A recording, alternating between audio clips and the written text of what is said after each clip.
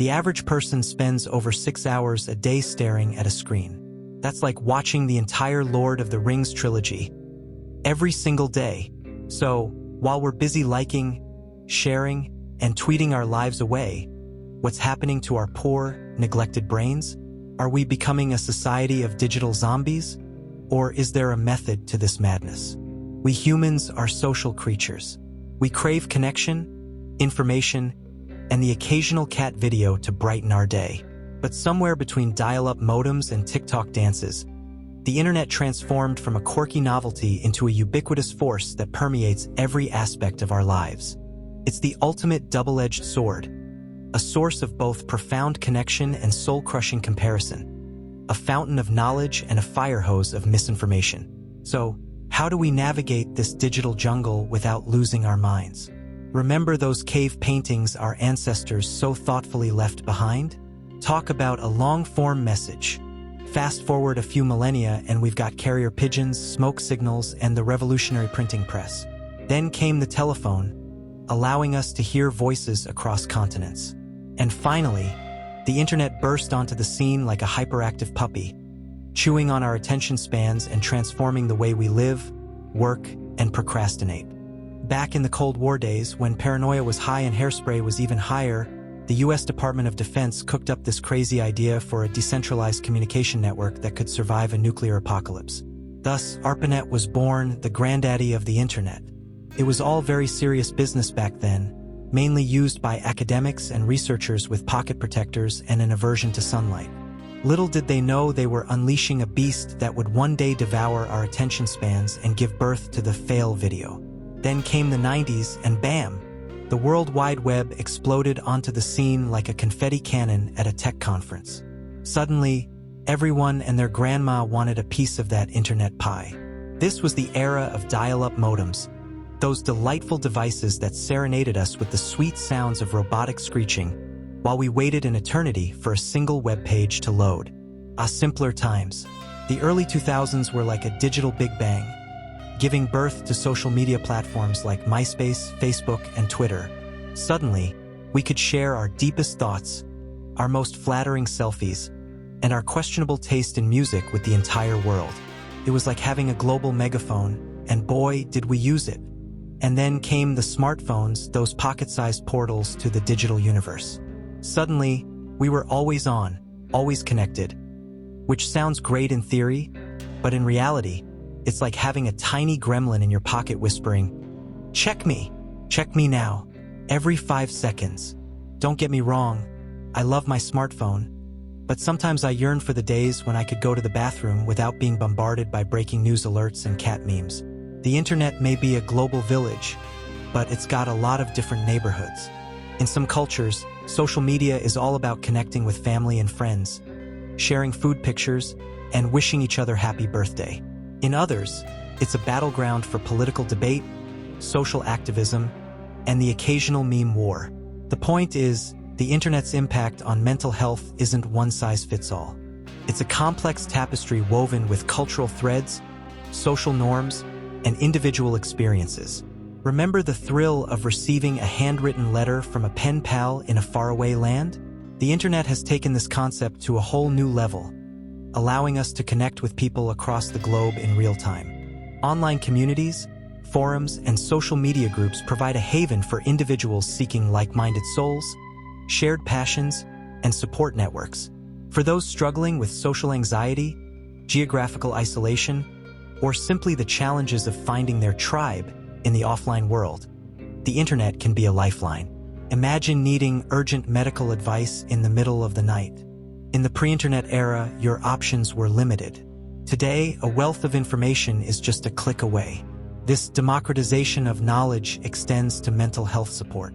Online resources, from informative websites and self-help apps to virtual therapy sessions and support groups, offer a lifeline to those seeking guidance and assistance. This is particularly crucial for individuals in remote areas, those with limited access to traditional therapy, or those who prefer the anonymity of online interactions. The internet is a global stage where anyone with an internet connection can share their voice, talents, and creations with the world. Whether you're a budding writer pouring your heart out in a blog, an aspiring musician sharing their music on SoundCloud, or an activist raising awareness for a cause, the internet provides a platform for self-expression and creative exploration. This can be incredibly empowering, fostering self-esteem, and providing a sense of purpose and connection. Ever scrolled through Facebook for hours, feeling increasingly envious and disconnected from your own life? That's the internet's cruel irony.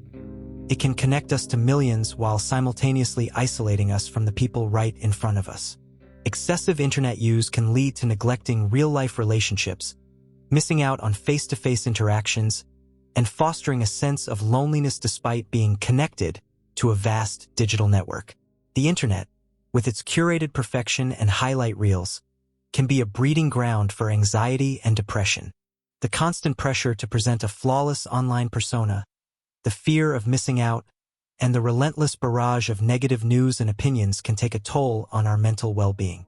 Studies have linked excessive social media use to increased rates of anxiety, depression, and even suicidal ideation, particularly among vulnerable populations like adolescents and young adults. That satisfying ping of a new notification, the endless scroll of TikTok, the addictive nature of online games. The internet is designed to keep us hooked. For some, this can spiral into compulsive behaviors and even addiction. Internet addiction can manifest in various forms, from excessive gaming and online gambling to compulsive online shopping and social media obsession, with devastating consequences on personal relationships, work or academic performance, and overall well-being. Okay, I hear you, internet defenders. You're saying we're just being a bunch of old fogies, freaking out about the newfangled tech like our grandparents did about rock and roll and those devilish video games. But come on, haven't you ever felt that phantom vibration in your pocket? Or that irresistible urge to check your phone every 5 seconds? There's something more going on here. Some folks argue that we're overreacting, that this whole internet is ruining our lives thing is just the latest in a long line of moral panics about new technologies. Remember when people thought TV would turn our brains to mush? Or that the telephone would destroy social interaction? So maybe we'll all adapt to this digital world eventually, right? Critics point out that just because there's a link between internet use and mental health issues doesn't mean the internet is the cause.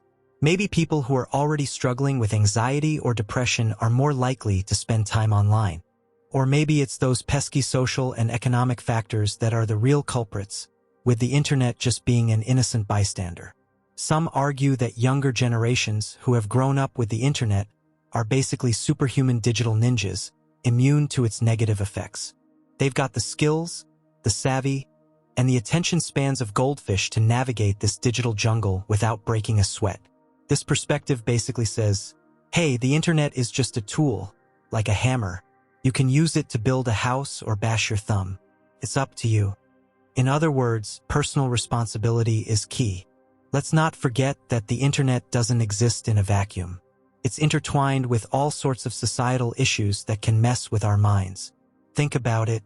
Internet has turned life into one giant competition. We're constantly comparing ourselves to others, whether it's our careers, our relationships, or our ability to take the perfect Instagram-worthy vacation. The digital divide, the gap between those who have access to technology and those who don't, can create a whole new level of inequality. It's like having a VIP pass to the internet party while others are stuck outside looking in. Internet has accelerated social and cultural change, which can be exciting, but also disorienting. Traditional values and social structures are being challenged, and sometimes it feels like we're all just making it up as we go along. The internet affects different age groups in different ways. It's like a digital buffet where everyone's got their own plate and their own dietary restrictions.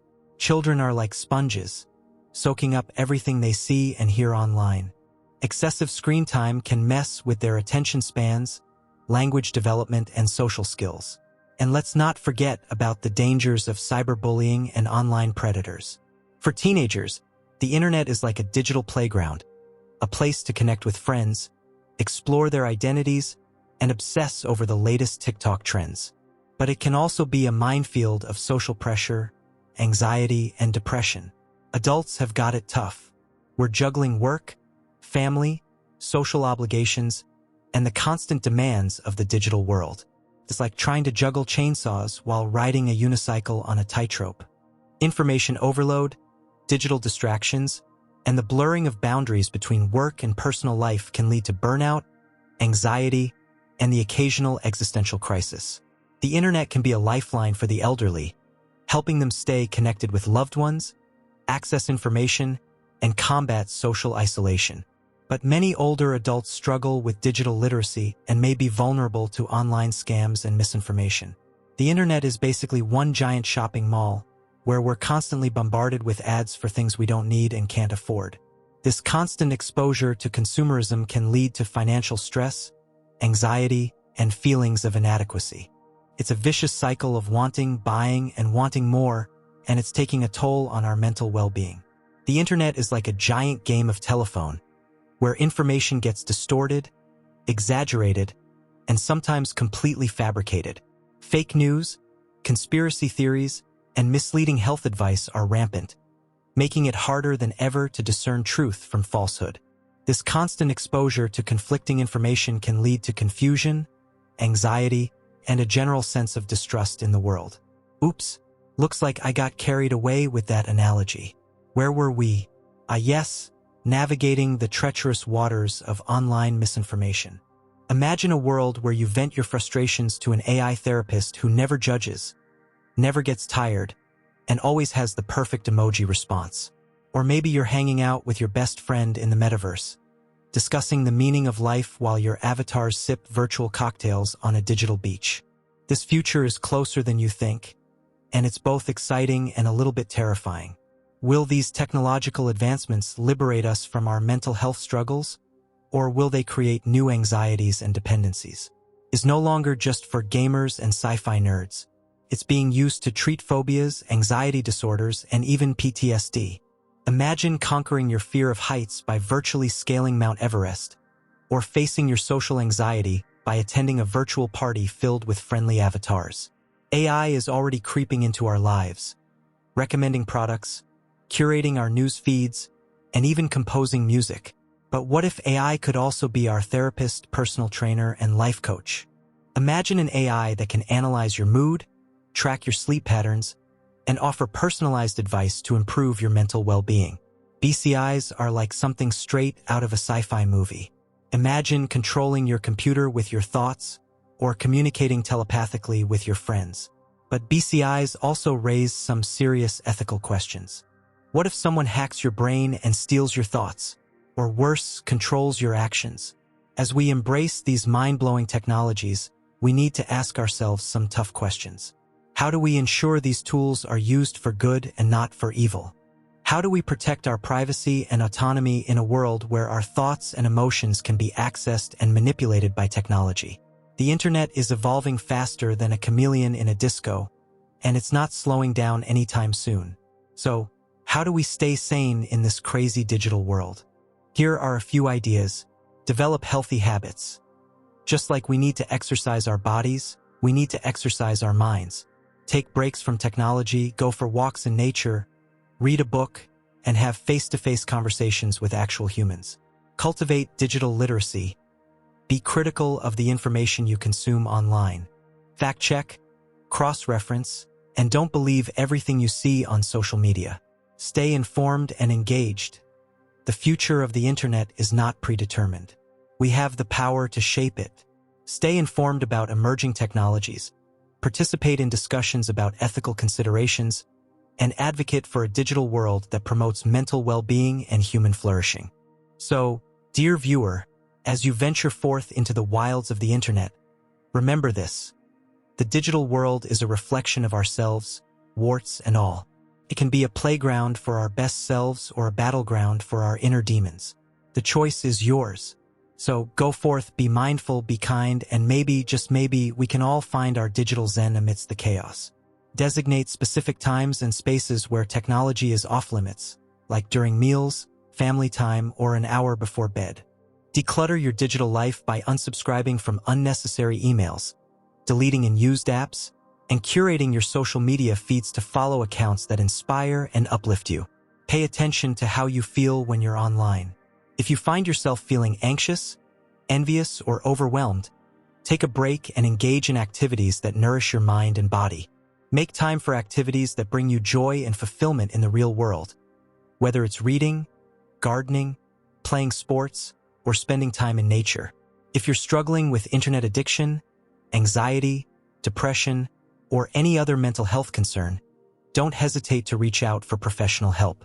There are many resources available, both online and offline, to support you on your journey to mental well-being. And with that, dear reader, I bid you adieu. May your internet adventures be filled with joy, connection, and the occasional hilarious cat meme.